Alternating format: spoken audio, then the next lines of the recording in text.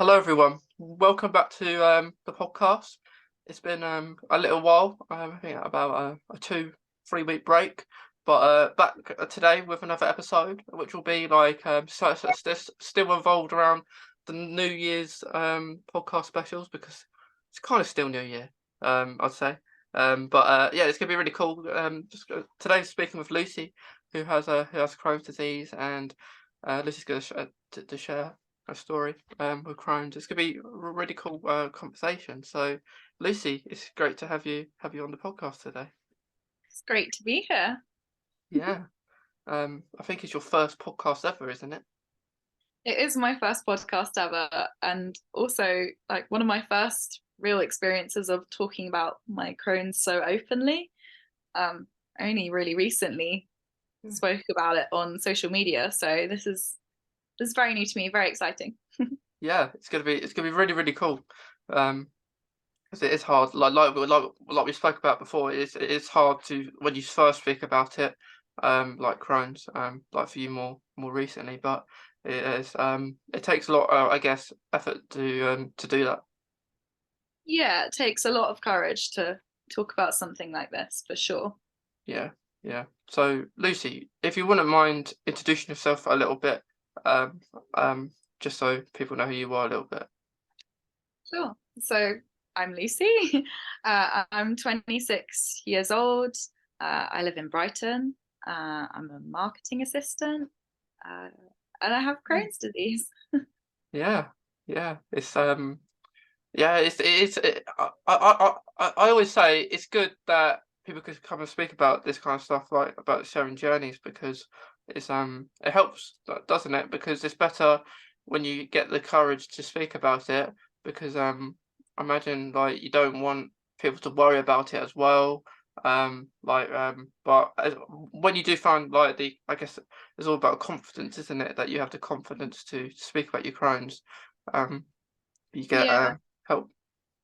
definitely. It's really important to share your stories and help other people to feel more confident about sharing theirs as well. Like one of the main reasons why I mustered up the confidence to share mine was because one of my best friends was diagnosed with Crohn's and she's an influencer and she shared her story on social media and the response was so overwhelmingly positive that I thought I can do it too.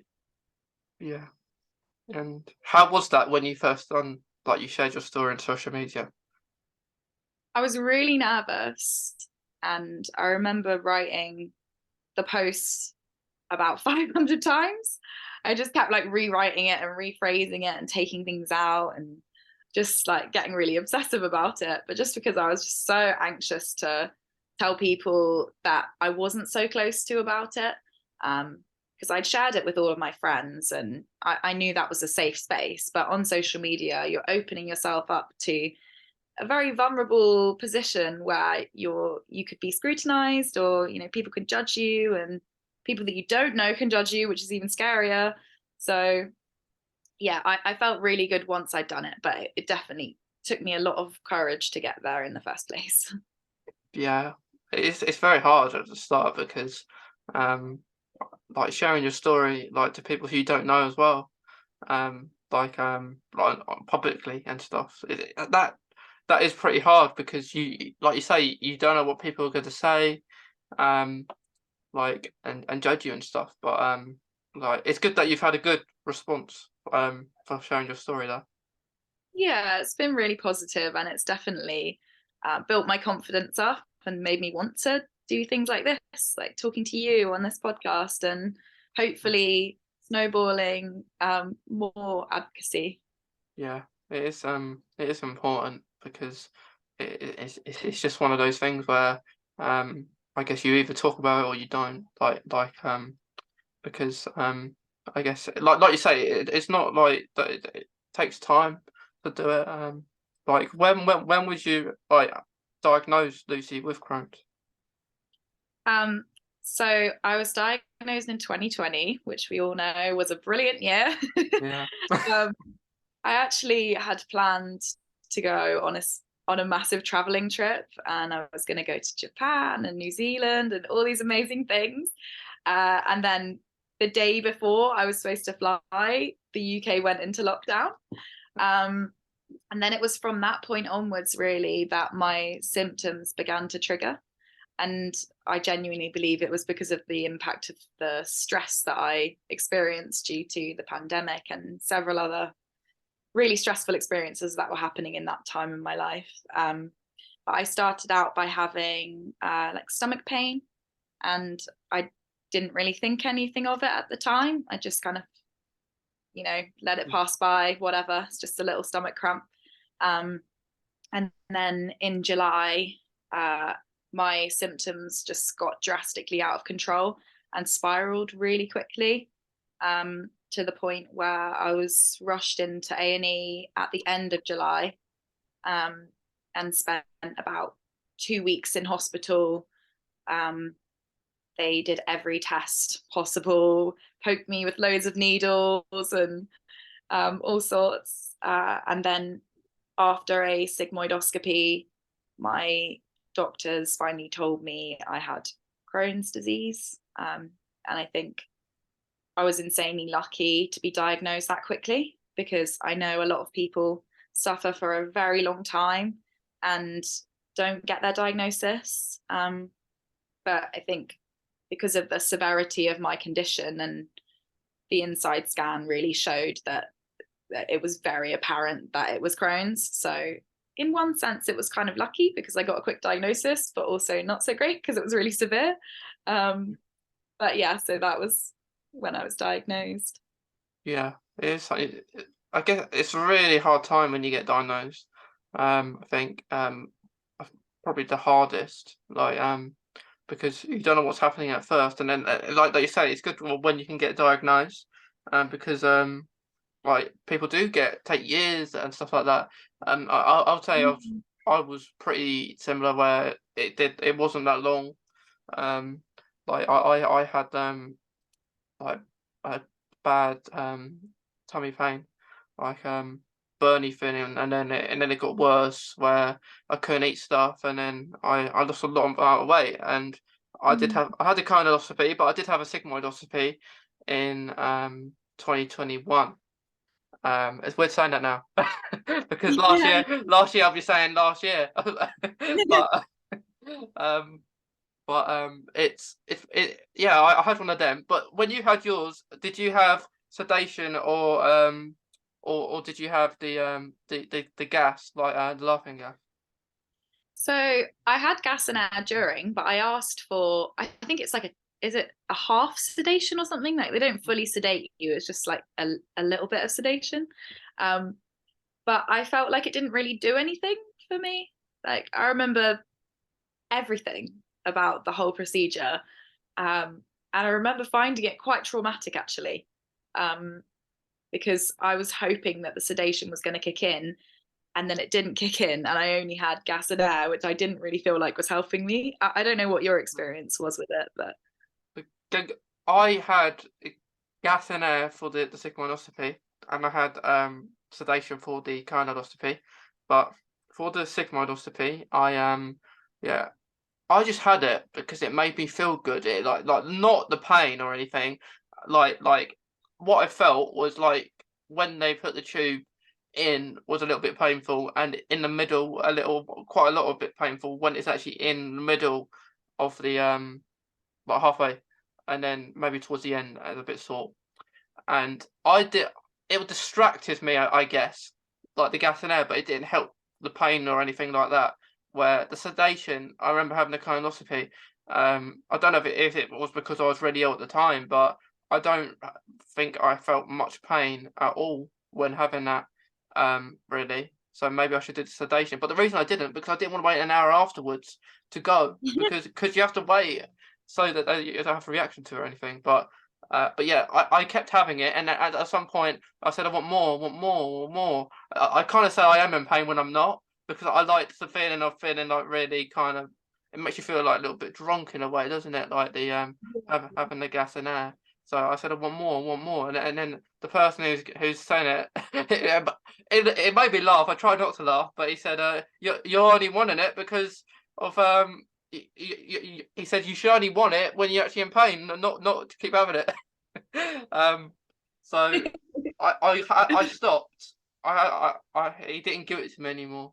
Um, Oh, but really? He yeah, stopped you from having yeah, it? yeah, he stopped me allowing it because every few seconds I said, I need it, I need it, I need it. And then I made some groan. I made like saying like ow and stuff. So I guess they couldn't finish it properly. But yeah, it's an experience. A sigmoidoscopy.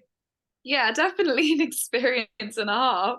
Yeah, Um, I get what you mean about the gas and air being something else to focus on. And I think that's why I was using it a lot as well, because I was just trying to think about anything else and just like trying to channel myself into this gas and air rather than thinking about what was actually happening. yeah. Um, yeah. Like I had an enema beforehand. Um, I had an enema. Like the first time I ever had an enema as well. And I don't know. Have you had an enema I've had before? a few. Yeah. And this was the first time I ever had one. And I was thinking, oh, it don't seem that bad. And then a person that I knew that worked at the hospital did it for me, so I guess I felt a little bit more comfortable. But it's quite funny in a way because they said, "Are you ready?" Yeah, I'm ready. And I'm going, what's happening?" And then it only takes a few seconds, but it said, try and maybe wait a few minutes, like before you go to toilet. And I was like, okay, that seems easier than said than done. And then I'm like I'm in the bed, and then the toilet is only over there. It's like a few steps away, and then I tried to hold it as long as I could, and as soon as she's done it, I'm running to the toilet, and then the people in the room, the nurse people, were saying, "Do you need me to wheel you to the toilet?" And I said, that will take longer for you to wheel me than me running." Yeah, right. Um, so unfortunately for that, I did have quite a lot of blood in my stools, which I get now and then. Which is not great, but No, uh, I was not there. fun. I was toilet about 20 minutes because I didn't want to go back and forward like a yo-yo. So I just sat there for about 20, Sick 30 minutes. man. But yeah, Yeah, I had them a few times, but I was always in hospital when I had them. Um, so I didn't. What I mean is, I when I was going in for my sigmoidoscopy, I was always in hospital anyway, so I didn't have to wait afterwards. But with the enemas, I just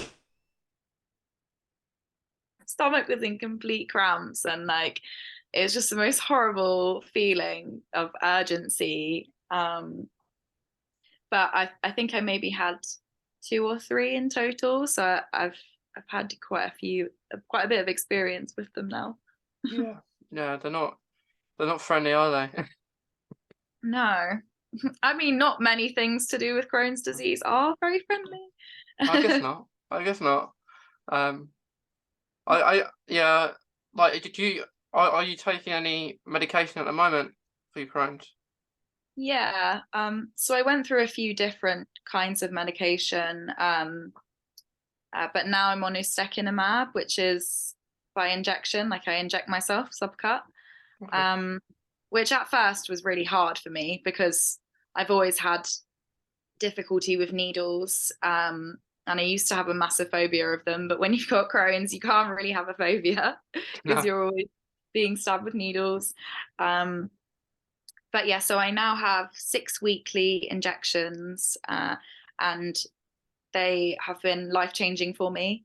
Because I'd gone through a few medications before and nothing seemed to be working, and I was getting really, I was giving up a little bit. Um, and I think that happens when things keep failing and trying and failing, and you just kind of lose hope. Um, so I was really, really grateful and thankful to have found the medication that I'm on now and to be as well as I am, because I never thought that I would get to this place. Mm. Um, but it's really not as scary as you think, like having to inject yourself. And like when I say to people, "Oh, I do my own injections," they're like, "Oh my God, I'm so sorry." I'm like, no, don't be sorry. Like it's saving my life. Yeah. Better than going to hospital and having them. Yeah, exactly. What medication are you on? Are you on anything Um, or? Yeah, I take what do I take? I take I'm trying to think the name of the medication. It's called Adilimab Humira. So like Oh, yeah. I take that like injections at home as well. So you inject yourself. Oh, you do injections too. How do you Yeah. find it? Well, I prefer it than before because before I had to go to hospital for like infusions and that didn't work. So the next step was these injections at home and at first like you had this nurse coming to do it. I still don't do it for myself because I don't mind that. Like I used to hate the injections when I was younger, but now, like you say, you kind of have to deal with them. Yeah, Having you just get used to it. Yeah, you get used to it. So I because I scream, I every time I have it, I guess it just makes me feel better. Even if it doesn't hurt, I'll just scream anyway. Uh, For the sake of it. yeah, because I think my mum does it, but I do want to try and do it, but I just find it hard because um it's just something that I'm not comfortable with.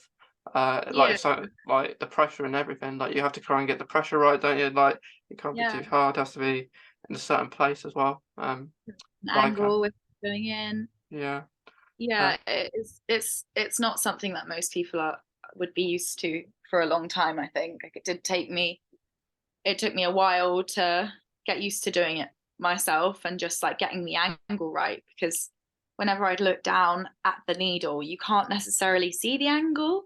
So I was always worried that I was just gonna put it in wrong and like go into the muscle rather than the fat. And there's so many things that you can think about and worry about when you're doing an injection. You know, we're not qualified nurses. unfortunately not. Yeah. But like for your injection, because mine is like an EpiPen kind of form. Is yours? Can you see the needle on yours, or or like you see the full needle when you do it, or is it like folded Yeah, up? so mine is a subcut injection. So I know you can get the ones that you stab and then they go straight in without you having to angle it or whatever. But mine is actually a needle. It's not super long. It's probably about that long.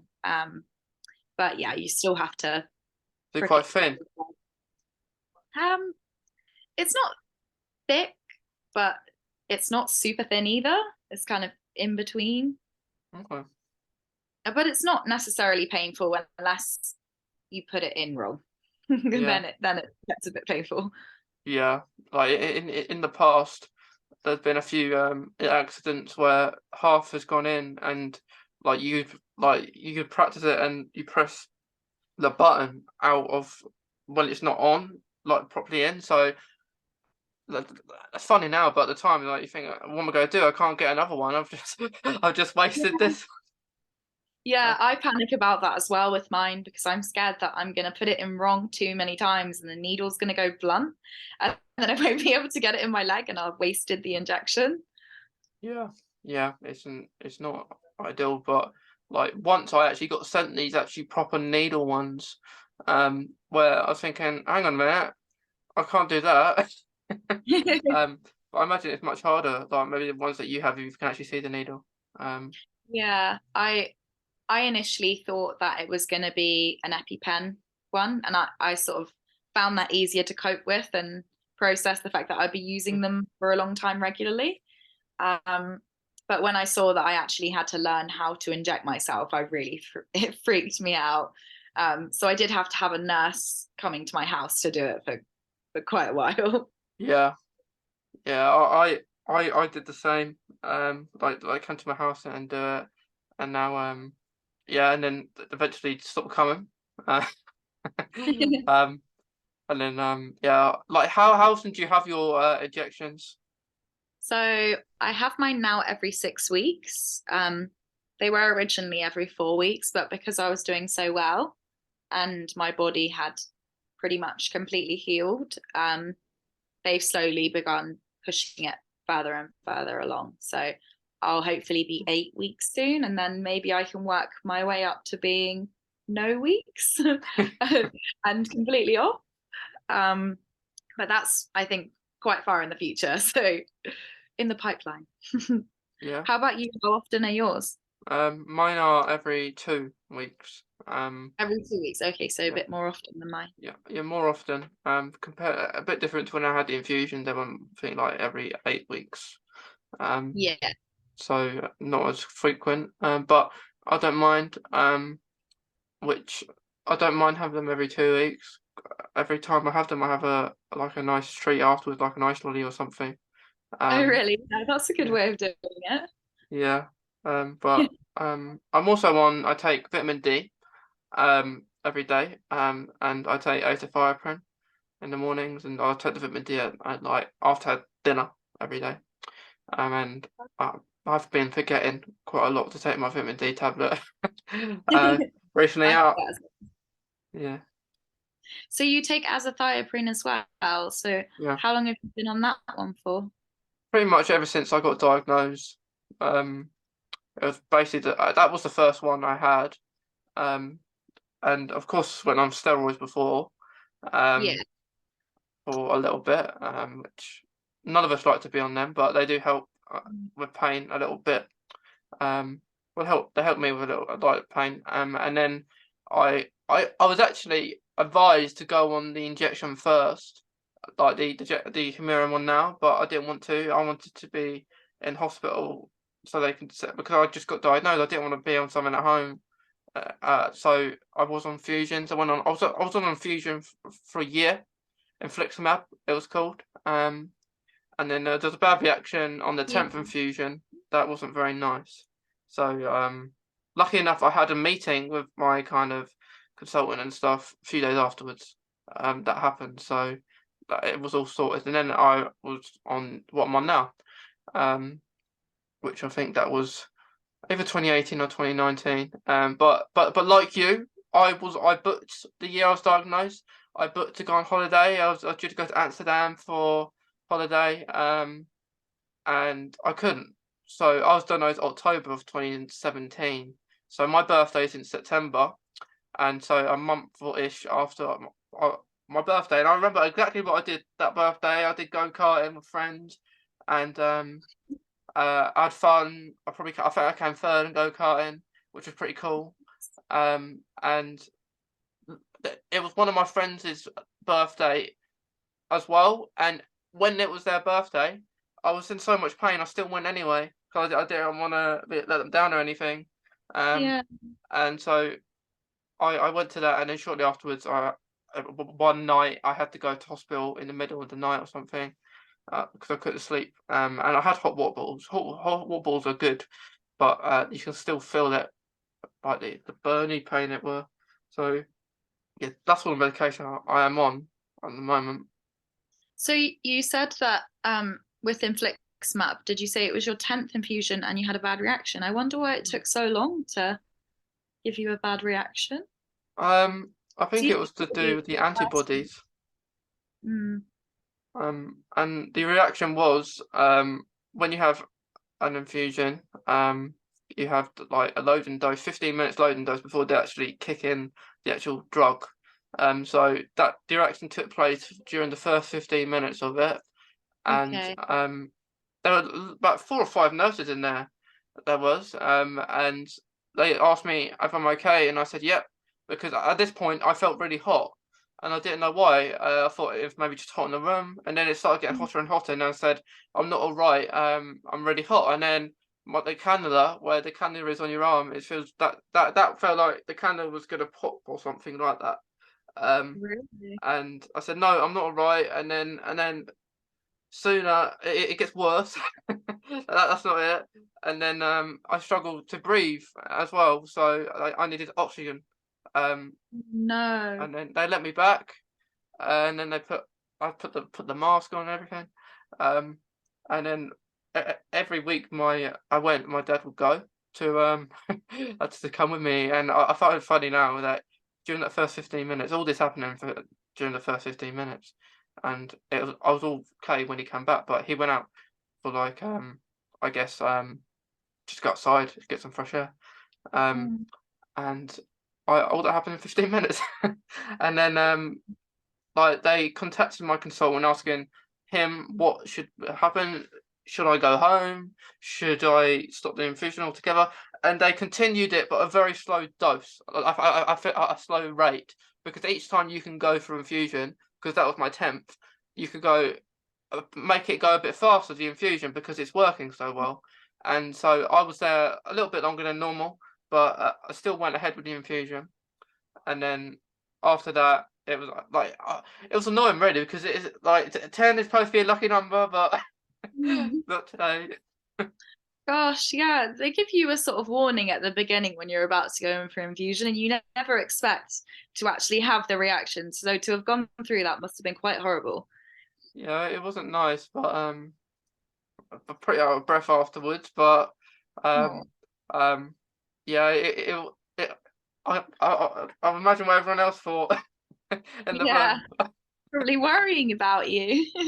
Yeah, But but then, yeah, but they're probably used to, things going wrong and they have to deal with all sorts of stuff. So there's no surprises for nurses and doctors, I guess. yeah, it was pretty. Well, I say now interesting, but at the time it wasn't interesting. No, in But hindsight.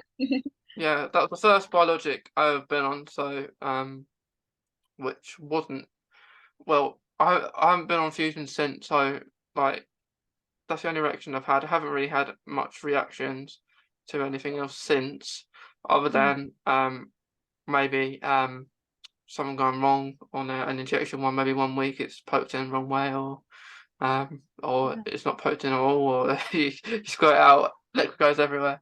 Um, but yeah, the only thing I don't like about I like the Crohn's medication, that it does help us, but the only thing I don't like about it is that, like, especially COVID time, like COVID and stuff, where it can be like really like the drugs you take can really affect your immune system, and you don't have much of an immune system, and maybe someone who doesn't take the medication.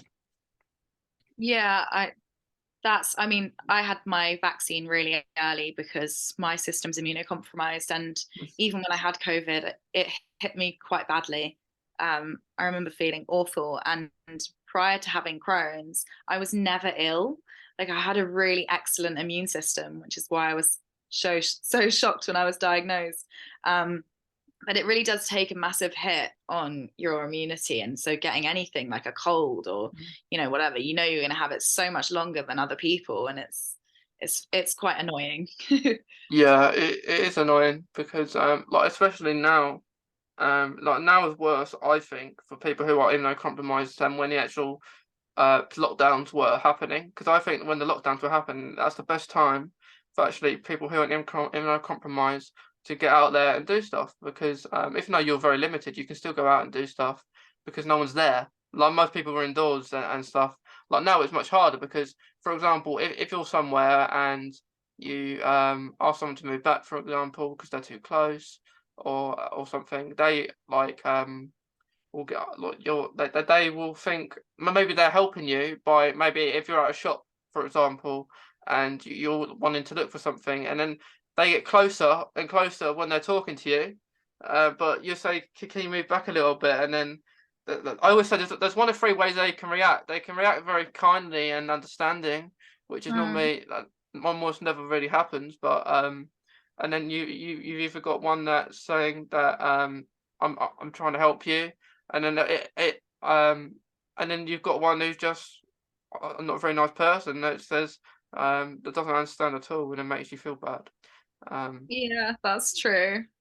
I yeah, mean, I guess that's the same in most situations, really, isn't it? You're going to get yeah, good people and you're going to get bad people responding to you, but you just have to hope that you mostly interact with good people who will move further away from you if you want them to.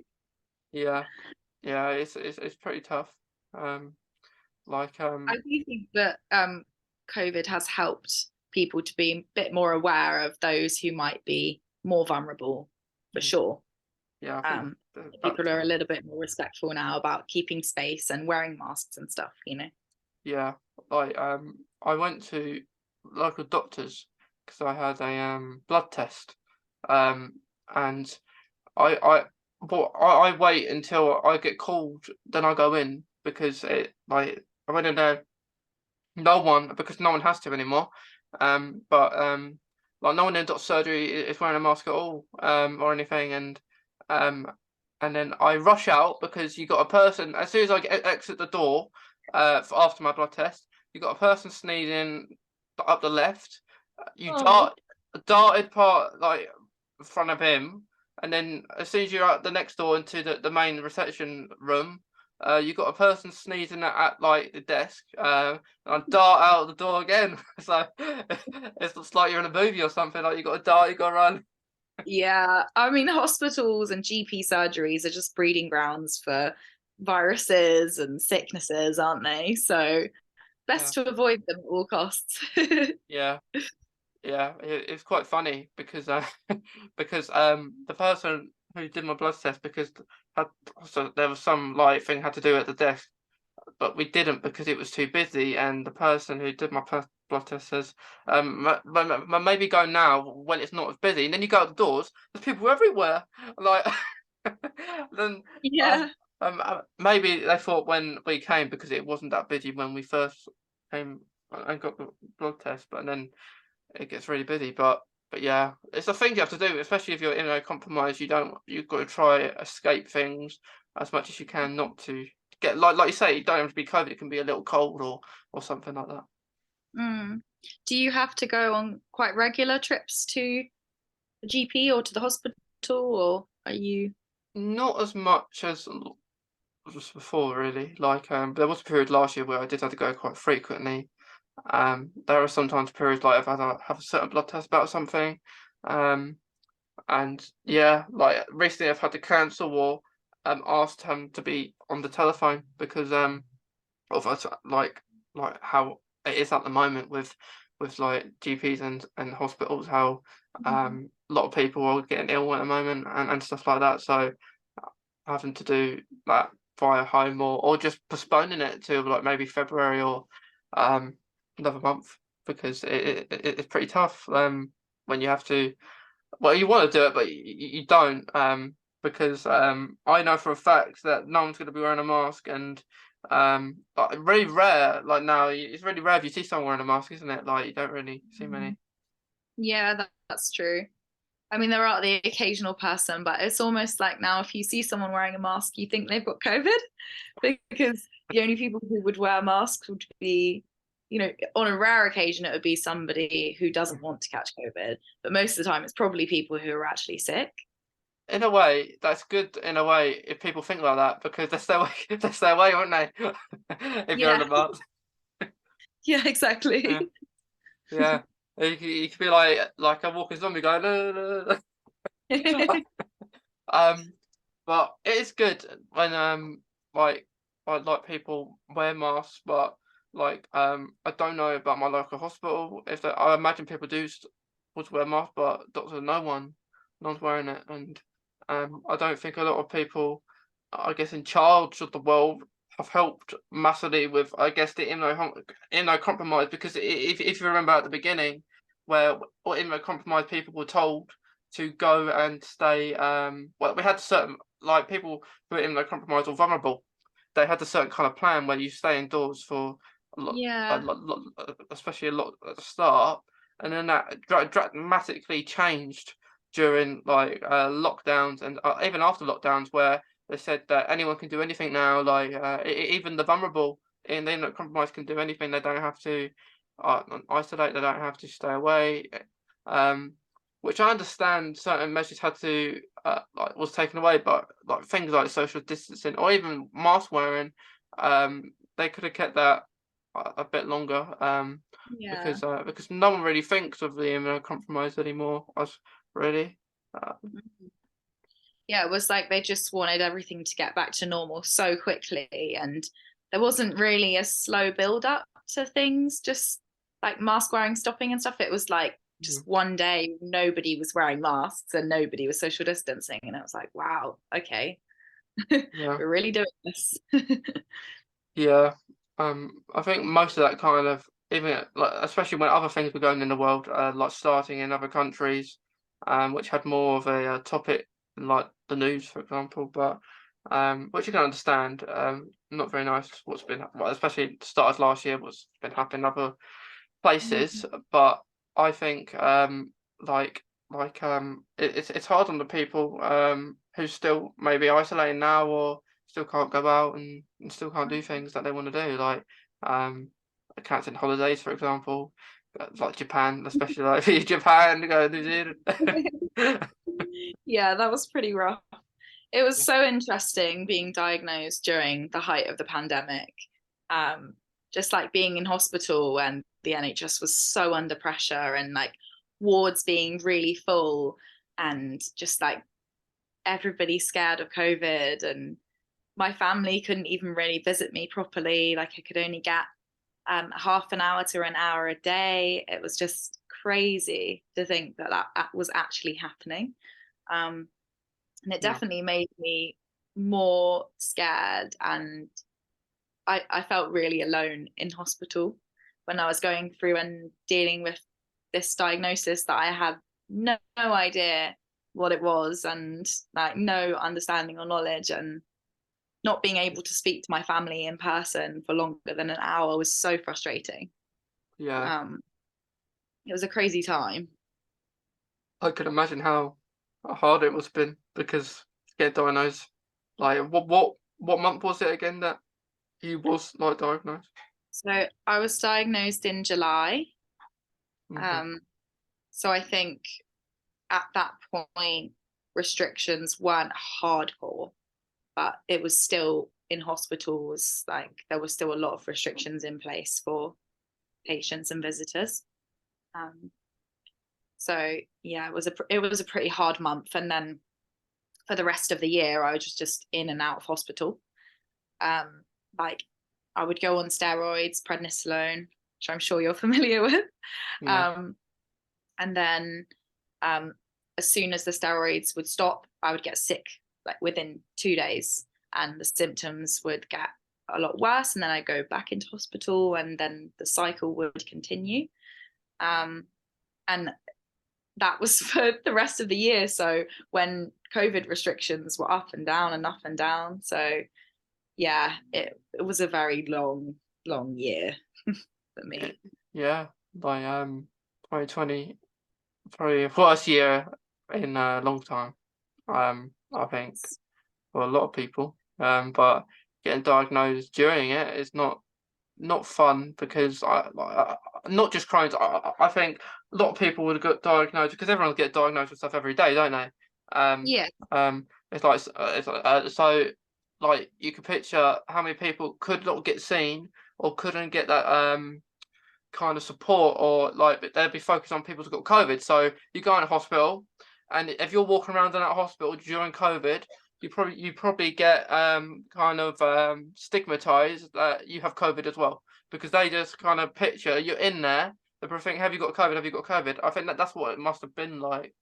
Mm. And I think it's good that you did get diagnosed pretty quickly as well, because I think that I don't know if that how like because maybe in your mind, maybe you thought before like you had to go in hospital, that you thought, oh, I'm going to be here ages because of all the whole pandemic and COVID situation. Mm. Yeah, for sure. I was very lucky to be diagnosed quickly.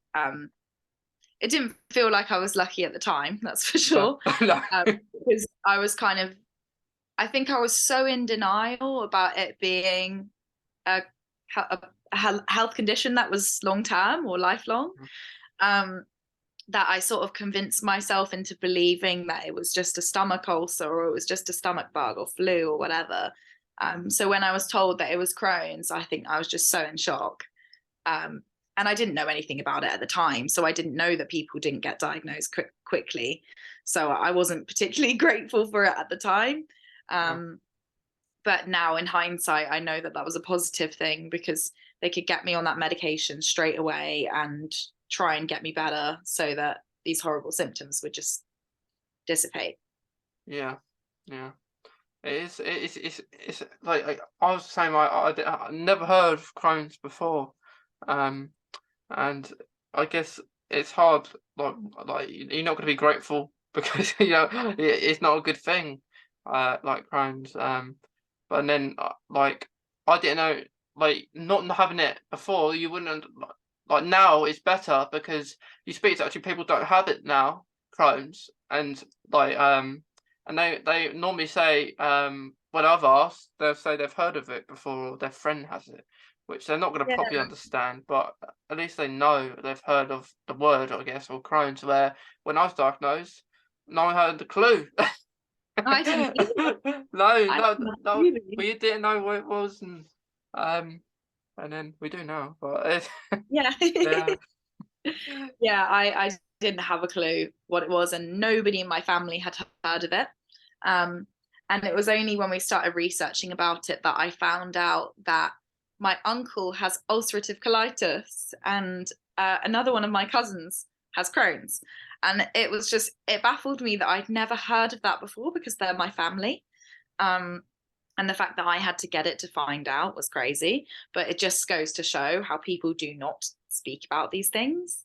Um, and that's why it's so important that we do and we continue speaking about it, because then people like me and you would have been able to know their symptoms sooner and maybe got treatment quicker or a diagnosis quicker. So yeah, it's very hard mm, as well. I think many people had to fight for themselves and like with getting appointments and stuff because it was the same for me where I would nearly had surgery if I didn't have my colonoscopy.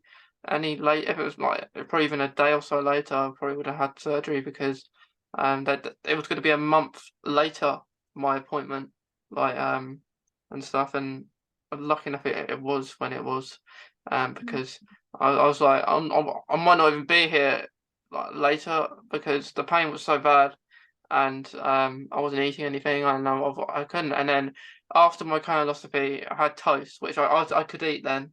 I was it's edible for me to eat. Which I liked it because when you have these procedures, you can't eat really. I think sigmoidoscopy is a little bit different because I think you can have bits. Um, um, but with a colonoscopy, it's not very nice where you can't eat for a certain amount of time and or drink even. You can't drink water. So it's very hard. But like you say, once you get diagnosed, it does get better. Um, like so did you have to yeah, have the Movi prep? yeah. I had the horrible drink. Oh, Uh, it's horrible, isn't it? but I didn't need to go to the toilet from it. Um, Oh, really? no, I didn't need to go to the toilet because I was empty anyway. I couldn't eat anything before, so I thought something's wrong here. Like, I've possibly go to the toilet half a dozen times, and um, I it was crazy. And they said they even said after they said you're one of the best, like I guess one of the best patients we've had where they're so empty and the bowels are really empty. And I was saying, really? I didn't go. I didn't go to the toilet. Um, I went for a wee, but you don't. That's not for this. But um, When yeah, I had mine, I was shocked at the amount that I needed to go. Like I didn't drink all of the Movi Prep because I was finding it really difficult to drink it because it's so disgusting. I couldn't Uh, either. but I had about half to three quarters of it, and I was up all night, all night. It was so crazy how much like was trying to leave my system. Um, and I think even when I had my colonoscopy, they said to me that it wasn't that clear. And I was like, how is that possible? Because I've been going all night. Like, how much more can be in there? Yeah, that is quite a bit quite bizarre. But like when it's like it's every 15 minutes, isn't it? You have to drink every 15 minutes, and it took me 15 minutes to drink one like Yeah. glass. And I was like, here you go, here's another one. And then yeah, they come to a point where I couldn't drink anymore.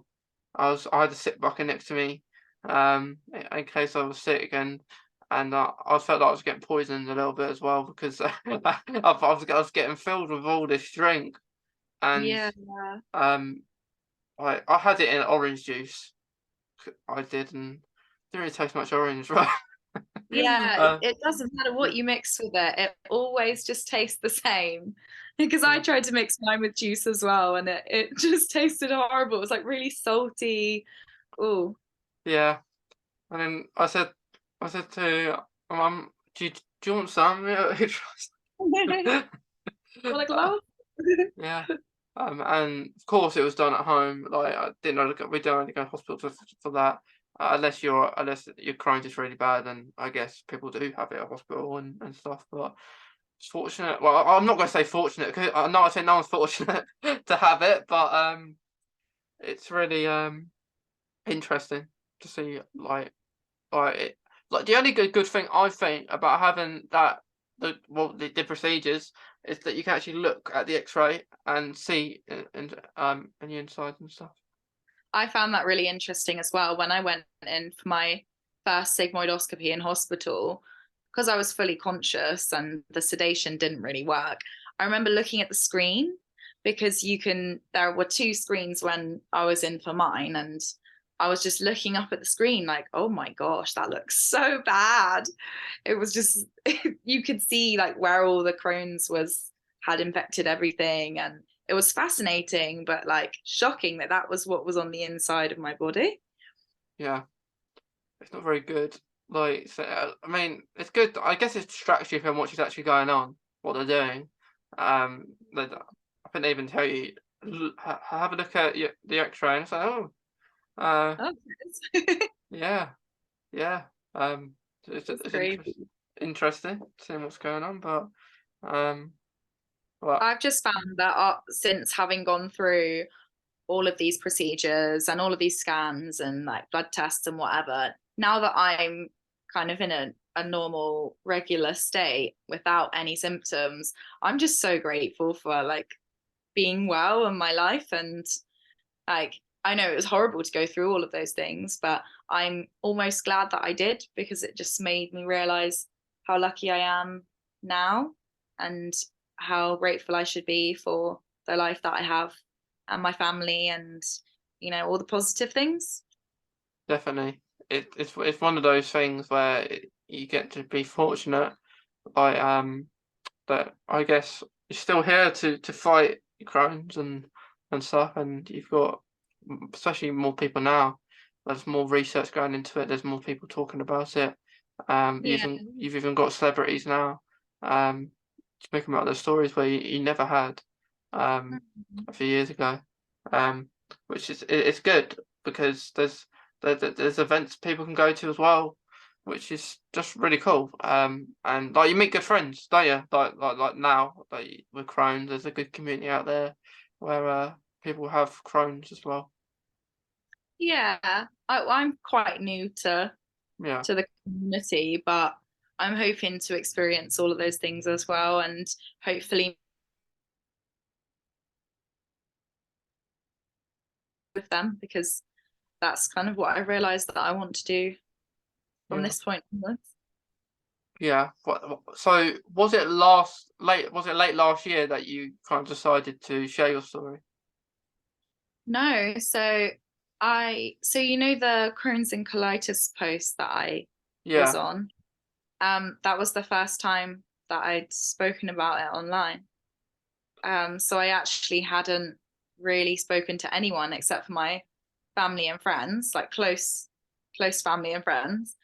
Um, and then, as I was saying earlier about my best friend, or one of my best friends that has Crohn's and was sharing her story, and recently I just decided that I was going to post it.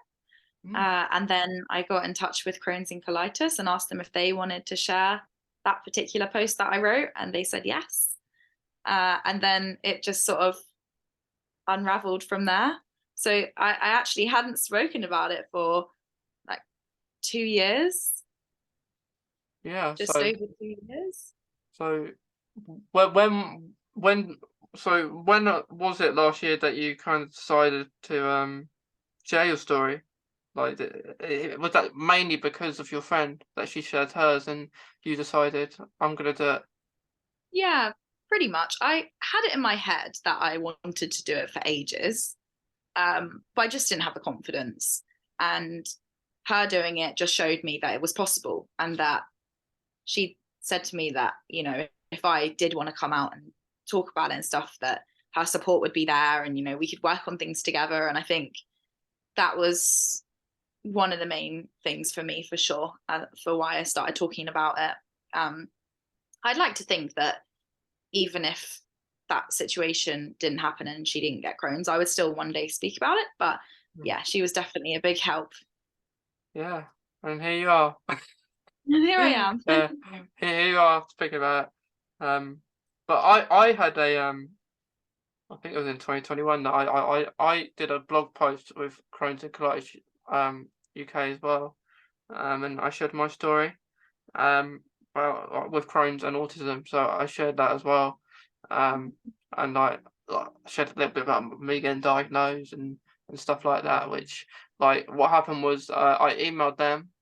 Like I think there's a section like on Crohn's and colitis website where you can share your story, and then someone emailed me and we had a phone call, and then I just told to this person, I told my story to the person on the phone, and like a few months later it got shared on the site and everything, so which was pretty cool. So it's good. It's a good way to start, isn't it? Like doing that. Yeah, I definitely want to do more with Crohn's and Colitis UK, because when I was really ill, they were a massive support for me, and I learned most of the things I know about having Crohn's from that source. So that's the main platform that I would want to give back to, and I'd want to help with in terms of like volunteering and research and Yeah. submitting articles and stuff. I'd like to work with them a lot more. Yeah, and I done a few things. I done a because normally there would be a London kind of walk for Crohn's and Colitis UK every year, and during lockdown, of course, that wasn't there because everyone was on lockdown. So Crohn's and Colitis made this thing called the 2.6 challenge, and what you would do is like every day for 26 days, you'd do a challenge. Like it could be anything. It could even be watching Netflix for 26 minutes or 26 hours. It could be anything involving the number 26. So I wanted to be like do actual things, not watch Netflix. But so Netflix wasn't one of them.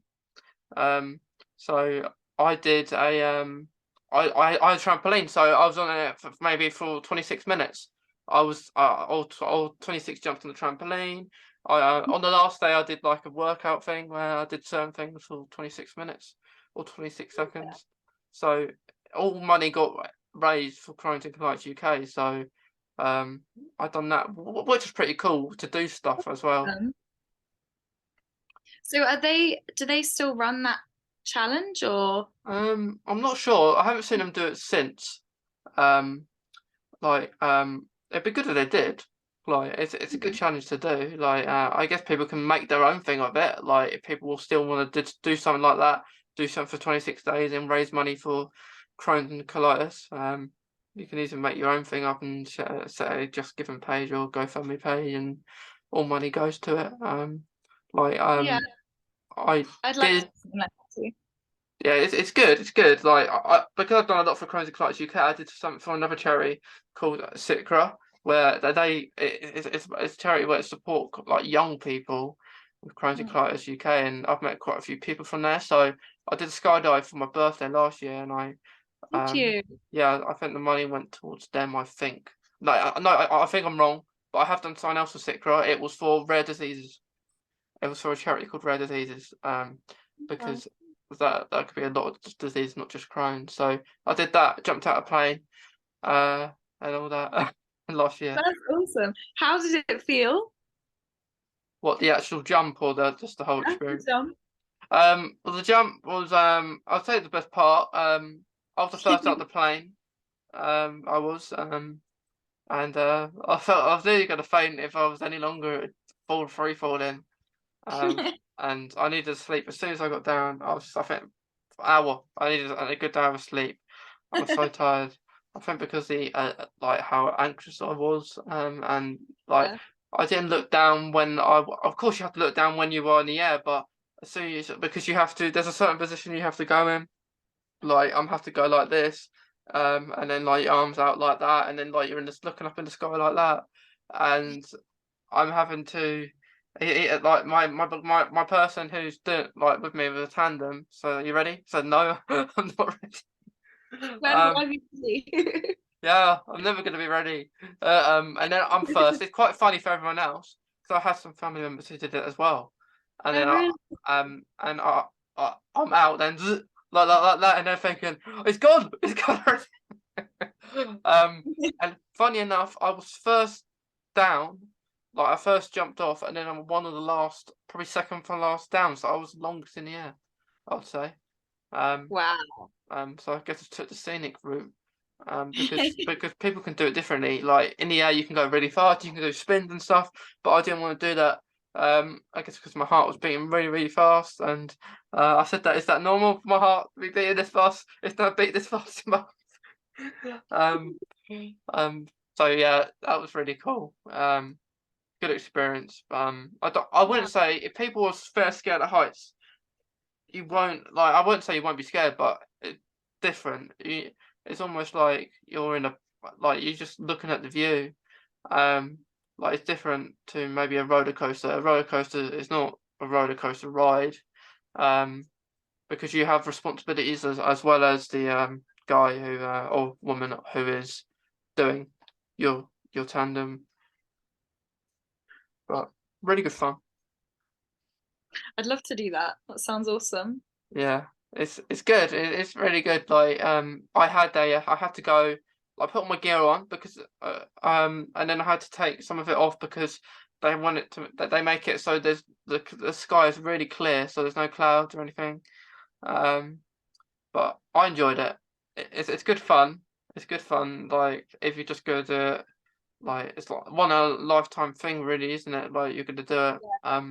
Like you get the photos, you get the like you can get recorded if you want. It's really cool because like you have another person in front of you waiting, just like they're stuck in the air, and then like it's almost like you're stopping at one point in the air, but you're not. You're falling down really slowly, and then they're taking pictures of you, and stuff like that, and then they're gone down, and then I remember I said to my like the skydiving person who flew me down, I said, "Where's the camera person? She was only here a minute ago." And then they said, "Oh, she's on the floor. She's down." Like, You're and already down there. she's down, and I was saying, "Down? We're not even near the ground yet." Um, but I think their job is much harder than even though the skydive like a tandem instructor is a hard job, but I think the camera people got a massively hard job because they have to be down way before, so they're ready to film you when you're on the ground as well Mm. because you get filmed when you're on the ground, and they even speak to you a little bit because you can hear better when you're on the floor. So yeah, it's like it. You should definitely give it a go if you like that kind of stuff. Oh, I Yeah. I would, but it might take me a while Yeah. to make the decision to. Maybe watch a couple of videos of people Yeah, doing it. That's what I did. get into it. Yeah, especially the day before, I was just watching people do it. Um, Really? yeah, I didn't really scream. Like I've seen videos that people have screamed. I didn't scream. Um, like like you can go in a like when you actually exit the plane, you can go like in a circle, or like you can go like that, and so like do a little twist. You don't have to go straight down like that. So it's really cool. Um, I would do it again, but maybe not this year.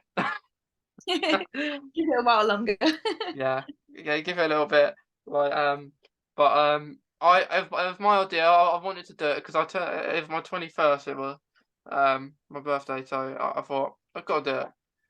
Yeah, Special why birthday not? really. So I'll do it, and people can't moan at me if something goes wrong on their jump. So um, it's your choice. But the thing is, you get really hungry afterwards. So you might not be hungry before, but you'll be really hungry once you've done it. Really? Yeah. Why? Because of like how fast you're going and like Oh, and stuff like that, and you'll be really hungry and afterwards. So I was more tired, but I did. You have to eat just to get your kind of like thingy back. Like I was very pale. Um, like I guess I did it as well just to say people who have Crohn's can do stuff like that as well. They can jump out of a plane if they want. Yeah, why not? But it was pretty funny with one of the things like because you know like in Formula One you have like a debrief where you go into the meeting room and stuff like that or go karting. You do the Yeah. same. You do the same with skydive. So you go in the room and you'll have a like personal speak to you, practice what you're doing. I had a bit of experience in the past where I've done an indoor skydive, which like it, I didn't enjoy it as much because you're in this little dome and you go around circles and it's not. But I had the VR set, so I kind of knew the position I had to be in. I just need a little bit of memories because that was a couple of years since I've done that. But the thing that was so funny that the instructor said if the if the if the plane breaks down or stops working, we'll be all right. We'll be jumping. All good. Yeah. So, oh yeah, I didn't think of that. But I think that's a good thing about that these, especially the professional skydivers, that they have all this advantage. If a plane does break down, they'll just jump. We'll just jump straight out. Yeah, just jump straight out and you'll be okay. Um, but yeah, it's good fun. It's a good fun to do, but I would yeah definitely look into it. People doing it, but if you enjoy that stuff, it is I good. definitely, I definitely like to get into fundraising for charity. Like I haven't really done that before, so that's definitely something on my list. Um, but yeah, I'll have a good think about the skydive. Definitely, definitely. Like what hobbies do you have, Lucy? Like what stuff do you like to do? Um, so I've been through so many different hobbies in my lifetime. Like Mm, I never seem to be able to stick to one thing. Like I'm always trying to learn something new, which is a good thing and a bad thing. yeah. But at the moment, I'm just completely obsessed with crochet. Um, it's kind of become quite a big phenomenon at the moment, especially here in Brighton. Everyone seems to crochet. Um, so I'm just really getting into doing that and just like learning how to make little gloves and scarves and things like a little granny. Um, and yeah, that's like my main thing at the moment. I Right. think in the future I would like to turn it into more than just a hobby and potentially have like my own fashion brand. But I'm very early in doing it at the moment, so my crocheting abilities are quite basic. Yeah, that's pretty cool. Yeah. Yeah. How about you? Um like I like Doctor Who. You may know it's down there. Yeah. Um I saw your TARDIS in the background. yeah, yeah. It's yeah, it's my main interest really. Um like in my spare time I do cosplay and stuff, so I'll Oh, dress do you? up as certain characters, Doctor for example. Um Normally I do the 10th Doctor, like David Tennant, when he was the 10th The Doctor. best. Yeah. Um yeah, it's one of my very good interests. Where I do different stuff about like on the podcast last year. I did a little series called it was like a autism and Doctor Who series because a lot of people who are autistic seem to like Doctor Who and had a few people with Crohn's as well in it people who like it because I thought it's a good way to do a series about something that probably everyone knows, and then have people on there who don't maybe have much awareness about something else like autism or Crohn's, because you talk about something and then you can put the question in there. Do you know what this is? And then if they don't, you just educate them about it, Yeah, which I exactly. thought was a good idea. That's awesome. Which I plan to do a mini kind of series to that later this year when it's the 60th anniversary of Doctor Who this year. So for Oh, when isn't it? in November I'll probably do a mini kind of series to that because a lot of people enjoyed doing it. Um, but yeah, that's my main interest. Other than that, I like football. Um, I do like football. They are my main interest: football, Doctor Who, and I guess doing this um speaking about Crohn's and like sharing my stories as well. Like that becomes a hobby, um, which I guess you'll learn to think about when I guess you talk about your story a little like more as it goes on.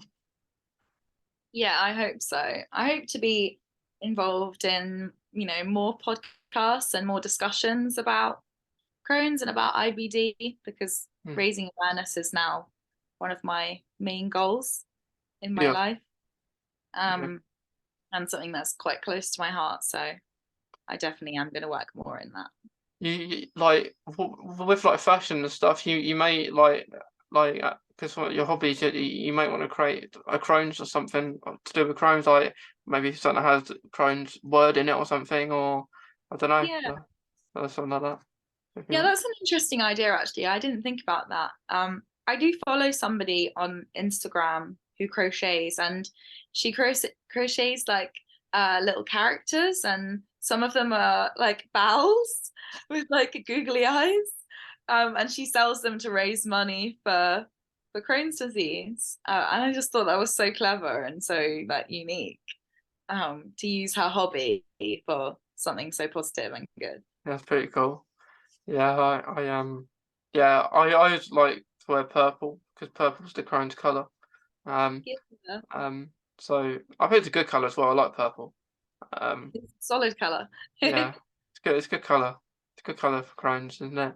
Like, but yeah, I think like who knows in the future you might have your own like fashion brand and call it like a lot of people have their own fashion brand to call it after themselves. So I don't know, call it after Lu Lucy's World or something like that. I don't know. Yeah. That's the dream. Yeah, Maybe one day. I can see it now. yeah. See the future. Yeah. But it's like, is your Crohn's doing okay at the moment, Lucy? Is it? Do you think it's under control at the moment? Yeah, it's completely under control. When I look at how I was in 2020 to how I am now, the contrast of those two people is so insane to me. Like, my doctors were genuinely shocked when I was in remission. Like, it was not expected for me to do this well. So I'm so proud of myself, and I'm so thankful that I've got to this point now where my disease is completely under control. And I am careful, but you know, as careful as I can be, Mm. um, with something like this. I do like go out and drink, and I do take the liberties with it sometimes, but generally most of the time I am okay, and that's so positive, and I'm so happy. Yeah, it's good. Is You still yours got to enjoy mostly life. is yours mostly under control, or? Yeah, I'd say so. Actually, this week I'm due to have like a meeting with my consultant just to see if everything's okay. So I'll know more so this week. But from what I can see, I think everything's okay. I don't think I'm going to be changing any medications anytime soon. That's Um, good. I think I'm going to be staying on the same stuff. I don't think I'll go down on any medications purely because don't want to risk anything. But Yeah, that's fair. who knows if something like happens? Because you just never know. But it's good to focus on the times when things are doing good. But you also it's like that's what I say. Like raising awareness for Crohn. Sometimes it's good to speak about the good days, but also the bad days as well, because Mhm. not everything is good with Crohn's. Like the good things are like today, like we get to meet people who have it too. But the bad things are maybe behind closed doors people don't see. Like which is why they call Crohn's invisible illness.